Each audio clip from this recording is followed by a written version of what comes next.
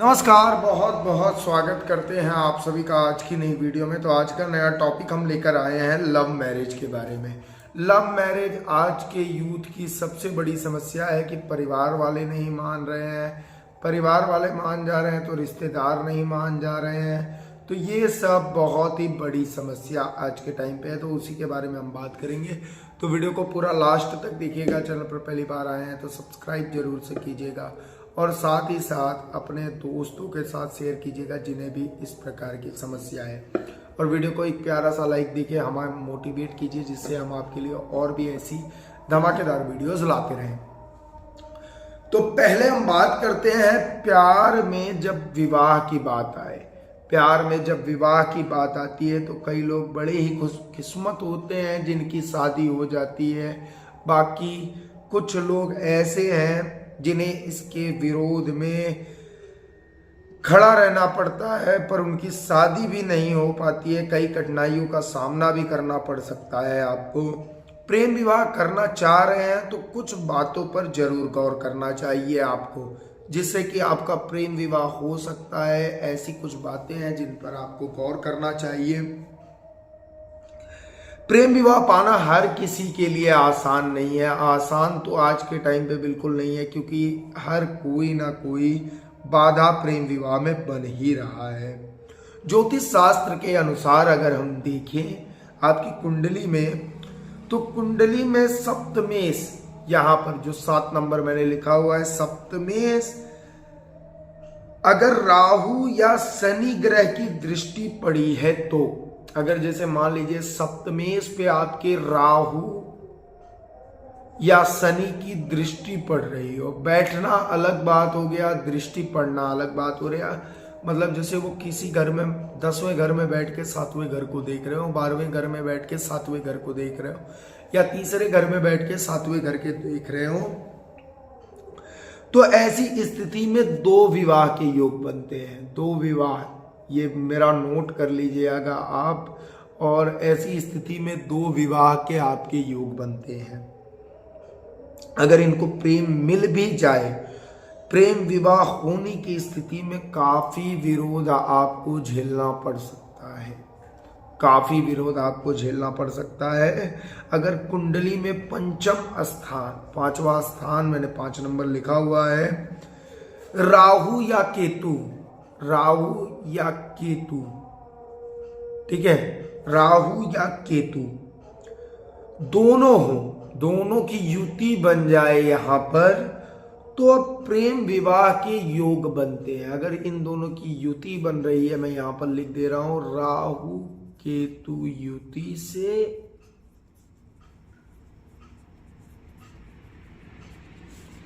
प्रेम विवाह, ठीक है। तो ये बात मेरी याद रखिएगा आप, राहु केतु के योग से प्रेम विवाह की स्थिति बनती है और ये विवाह प्रेम का सफल भी करवा देते हैं। अब मान लीजिए सबकी कुंडली में तो राहु और केतु की युति तो बनेगी नहीं, कि ऐसा तो है नहीं कि सबकी कुंडली में बन जाए एक साथ राहु केतु की युति। तो ऐसे में आप जो है कई सारी अड़चने आने की आशंका बनी रहती है। कभी रिश्तेदार, कभी परिजनों का परेशानी बनी रहती है आपकी कुंडली में। अगर कुंडली में सप्तमेश के साथ या सप्तम भाव में राहु, यहां पर अगर आपके राहु बैठ जाए या शुक्र के साथ राहु बैठ जाए, मतलब राहु है या शुक्र भी बैठ जाए, ठीक है, तो प्रेम विवाह के शुभ योग तो भी बनते हैं। और एक चीज ये भी ध्यान रखिएगा, अभी मैंने बताया राहु या शनि की दृष्टि पड़े इस पर, तो अगर शनि की दृष्टि पड़ रही है तो भी आपकी विवाह में देरी भी हो सकती है। शनि की दृष्टि से विवाह में देरी भी होगी, तो इसलिए शनि की दृष्टि अगर पड़ रही है, विवाह में देरी हो रही है, तो आप उसके लिए एक लाल हकीक आता है स्टोन, बहुत ही सस्ता स्टोन है, कोई महंगा नहीं है, आप इसको पहन सकते हैं। और अगर राहु को आप शांत करना चाहें तो राहु के लिए आप पहन सकते हैं गोमेद। राहु के लिए आप गोमेद रत्न धारण कर सकते हैं। अभी हमारे पास है, मैं आपको दिखाना चाहूंगा वो स्टोन यहाँ पर मैंने रखा हुआ है, आप देख सकते हैं। राहु के लिए आप इसको पहन सकते हैं और केतु को शांत करने के लिए आप लहसुनिया पहन सकते हैं। हमारे पास बहुत ही अच्छी कीमतों में उपलब्ध है, अगर आप खरीदना चाहें तो खरीद सकते हैं। और शनि को शांत करने के लिए, अगर प्रेम विवाह में शनि अड़चन कर रहा हो तो आप उसके लिए एक जमुनिया या काका नीली, ये है जमुनिया और इधर है काका नीली, आयोलाइड जिसे हम बोलते हैं, आप इन दोनों को धारण कर सकते हैं। इन दोनों में से कोई एक आप धारण कर लीजिए, क्योंकि प्रेम विवाह के लिए बहुत ज़्यादा आपको पावर देने की शनि को ज़रूरत नहीं है। एक थोड़े पावर में भी आपका काम शनि कर देगा, ठीक है।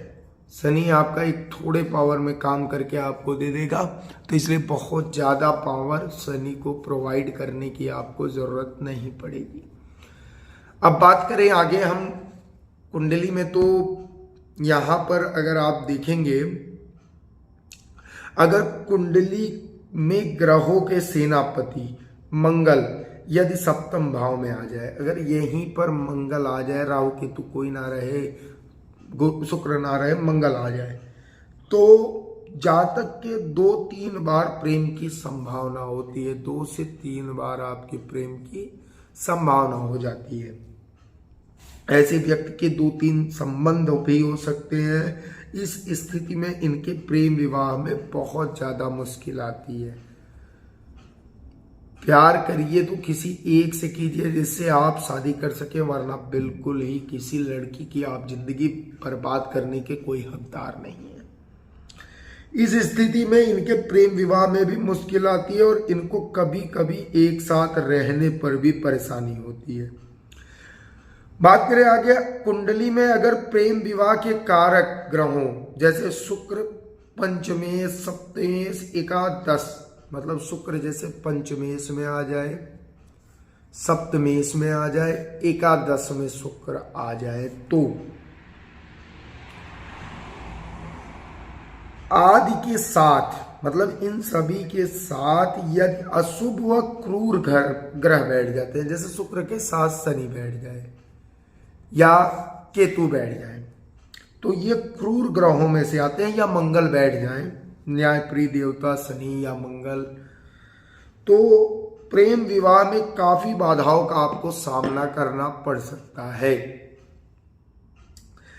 पर व्यक्ति को शादी विवाह से भरोसा भी उठ जाता है। ऐसी व्यक्ति पर, मतलब ऐसे व्यक्ति को जिसके साथ शुक्र के साथ शनि मंगल या बैठ जाए पंचमी सप्तमेश या 11वें भाव में, तो ऐसे व्यक्ति को शादी विवाह पर से भरोसा उठ जाता है। तो इसी के साथ मैं वीडियो कर रहा हूं समाप्त। अगर वीडियो अच्छी लगी हो तो वीडियो को लाइक कीजिएगा। अगर आपको इसी टॉपिक पर मैं आपको एक उपाय भी बताना चाहूँगा, अगर आप वो उपाय कर लेते हैं तो आपको ज़्यादा लाभ देगा। आप एक लाल हकीक पहन ले या जमुनिया पहन ले, जो भी, वो तो कुंडली विश्लेषण के बाद ही पता चलेगा कि आपको कौन से स्टोन की ज़रूरत है जो आपको लाभ करेगा। क्योंकि मान लीजिए शनि के साथ मंगल बैठ गए हों तो दोनों आपको नुकसान करेंगे, तो मंगल के लिए मूंगा और शनि के लिए जमुनिया या आयोलाइट, केतु के लिए आपको लहसुनिया पहनना पड़ेगा, राहु के लिए गोमेद। शादी में देर हो रही है, शनि सप्तम भाव में आ गए हैं, तो आप एक लाल हकीक पहनिए। या अगर मान लीजिए सप्तम भाव में शुक्र है, तो शुक्र एक शुभ ग्रह है, पर उनको प्रेशर देने के लिए कि शादी आपकी प्रेम विवाह बिल्कुल हो जाए सॉरी, उसके लिए आप एक ओपल पहन लीजिए। अब बता देता हूं एक छोटा सा आपको उपाय। आपको उपाय बस इतना करना है कि आपको एक, ये मैंने छोटे एक एक पीस मैंने रखे हुए हैं, मेरे पास और भी पीस अवेलेबल है, क्योंकि मार्केट में जो स्टोन मिलते हैं उनकी क्वालिटी कैसी है वो हमें नहीं पता है, तो हम देते हैं तो हमारी सूट करे, ये इस चीज की पूरी गारंटी रहती है। अब बात करते हैं, अगर ध्यान से सुनिएगा। आप सुबह स्नान करें, उसके बाद पूजा करके आप दुर्गा जी के मंदिर में जाएं, माँ दुर्गा के मंदिर में जाएं और वहां पर श्रृंगार का पूरा सामान ले, जैसे चूड़ी, सिंदूर, टिकली और उसके बाद चुंदर वगैरह ले, सब कुछ जो दुर्गा जी को चढ़ता हो वही आप दुर्गा जी को चढ़ाकर अपनी मनोकामना मानिए। लड़की का पहले नाम लीजिए, फिर उसके पिता का नाम लेके, अपना नाम, अपने पिता का नाम लेके, माता का नाम दोनों का लेके, उसके बाद ये प्रार्थना कीजिए कि माँ मेरी ये इच्छा है, मैं इस लड़की से प्रेम करता हूँ। अगर आपका सच्चा प्रेम होगा, हृदय से प्रेम होगा, तो निश्चित माँ सुनेंगी और आपका विवाह उन्हीं से होगा। तो इसी के साथ वीडियो कर रहा हूँ समाप्त। कुंडली विश्लेषण और रत्न के लिए दिए गए नंबर पर आप हमें संपर्क कर सकते हैं। धन्यवाद, मिलते हैं अगली वीडियो में। जय माता दुर्गा।